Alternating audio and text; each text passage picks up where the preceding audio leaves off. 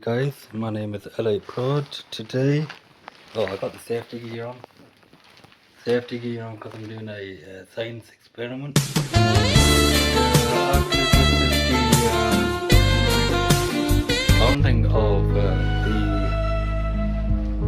open source skincare, skincare company.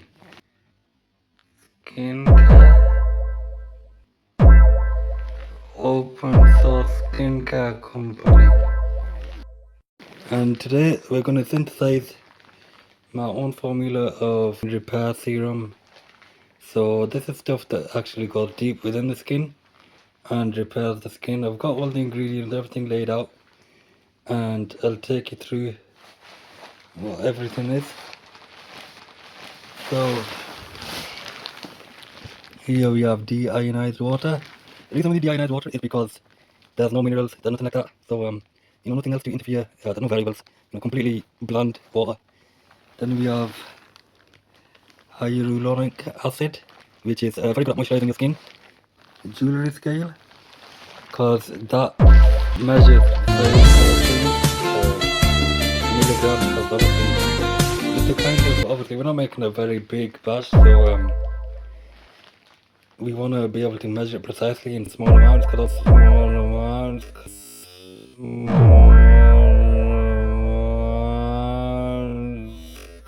obviously if you put too much of some of the stuff in, it can cause redness in your skin. Spoon propylene glycol for the big healthcare stuff.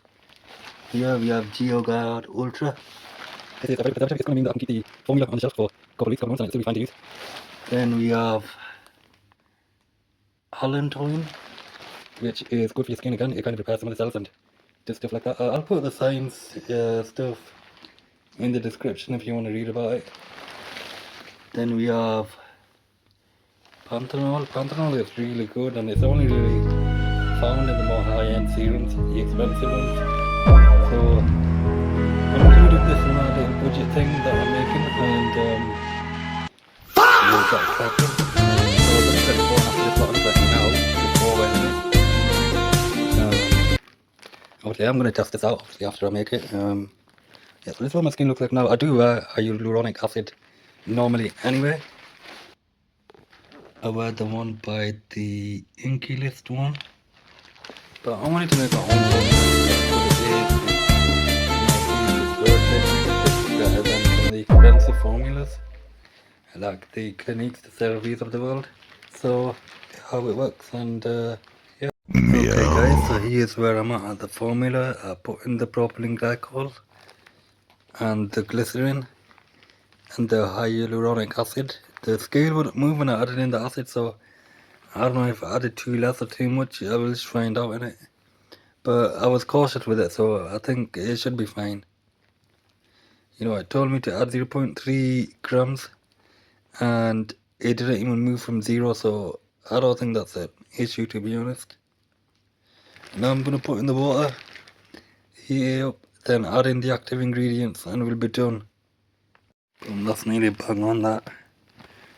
So I was going to add 26.5 grams, I did 26.84 grams, Totally fine, to be honest with you. Okay guys, so I finished synthesizing the formula. No! Just letting the formula rest under the paper, keep all the dust out, and see how it goes. That's 30 ml, roughly. Scale didn't work as well as I hoped. A lot of the times I was putting in the ingredients and it wasn't moving from 0, and I needed like 0.5 grams of like Allantoin and Panthenol, and it wouldn't just move, so I dumped a bit more in. Sometimes like the recipe that I made, I decided on 0.5 grams of Panthenol and 0.5 grams of 0.2 grams of Allantoin and 0.5 grams of GeoGuard Ultra, but because the way the scale wasn't really exactly right, I had to sometimes dump a bit less and dump a bit more in. Sometimes I dump a bit in, like 0.47, that's good enough. Sometimes like 0.5, I'm going to set it on that ballpark, should be fine, because I left enough room for there to be like if I put in a bit more, I'm going to put a bit less. It's not going to be effective, so yeah, I'm just going to let Joe. The reason I just let Joe in the picture, and with the spare company, the reason I'm doing that is keep dust out, keep out particles and stuff, make sure the formula is like properly with its own ingredients. Otherwise, it's fine if it's contaminated with normal stuff from your room, but obviously if you want to do this professionally, become a dermatologist like me. You know, I've been working 5 years at L'Oreal. Working 5 years at L'Oreal, and I've just finished being the head research scientist for CeraVe. So yeah, I decided to start my own dermatology company, and this is what I'm working on. So yeah, the reason I'm letting it sit like that is so the hydrochloric acid can like soak up the water and become more gel-like. So I'll see you guys in like 2 hours.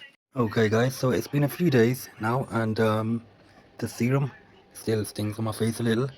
And I checked it with a pH testing strip, and the strip turns orange, so that means it's too acidic. So I'm gonna make a test batch of just the hyaluronic acid and see if that's the culprit, and then if it stays yellow or goes green, that means that it's not acidic, and one of the other ingredients is bringing the pH level of my formula down. I'm gonna do this test without tearing the tearing the zero after you put a weight on it. So I'm just gonna see what the weight is and add it in from there. So for this test, I'm gonna add 10 grams of distilled water and just a pinch, like through my fingers, just a pinch of hyaluronic. So it would show up as 0-LD, turn it off and turn it back on, and then that just automatically zero the scale. So I'm gonna add in 10 grams of water and see. Okay, I did slightly over 11.44 grams of water, but now I'm just gonna rip this up and add in a pinch of the acid in and see. Okay, so now I've mixed it. I did use like a dropper from a bottle that I use for like oil and stuff, but I cleaned it, so it probably won't change the outcome too much. So now I'm gonna put in a pH testing strip, and so yeah, you can see the difference. This one at the top, I dropped into my serum, more orange red. Do you suffer from a lack of a father figure? Do you have clinical depression? Have you ever accidentally broken your mom's favorite coffee cup, and when she found out you did it, she tied you to a bed and spanked you with a metal spatula? If you said yes to any of these things, I don't care. And to keep it a bean, no one cares. So yeah, I'm gonna do that. Some on my hands, on my right hand, and on my left hand. It's quite soft, it's quite good. So yeah. Meow.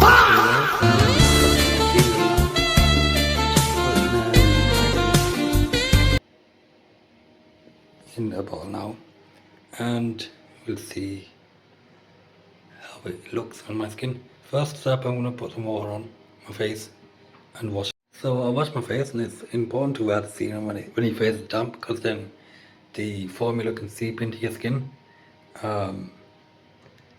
So I'm gonna wear the formula now. I've put the serum on and mixed it all over my face. Waiting for it to dry. You wanna let it air dry so it dries perfectly, like all over your face. And this batch is quite like, I did make a batch yesterday. I don't know if I told you guys in the video, but that one was stinging my skin because the pH level was orange on the pH testing strip, and you want it to be like yellow or green, well, closer to green. You know, obviously if it's fully green, then the acid ain't doing anything. You need the acid to like preserve, you know, preservative, the GeoGuard Ultra, that's the preservative in it. So you want it to be kind of yellowish, and so I diluted it a bit more, made it more yellow. And the plus side of that is that obviously there's more of it now. The bad side of that, maybe it's not as effective as it would be, but you know, it's still a lot more effective, a lot better than I got similar size serums from big companies now, innit? Because obviously as these ingredients, you know, you don't really find them in this sort of concentration at this price point. Like if I add up how much of the stuff that I used to make it, probably works out to be about a quid 80p or something. But yeah, I think I might put a cost breakdown on the video. I'll put it up as a screenshot. But anyway, thank you for watching this video. I know it's different from the usual videos that I make, but like and subscribe to my YouTube channel, like Prod, if you want to see more stuff like this, or more vlogs maybe, and more music and stuff if you guys like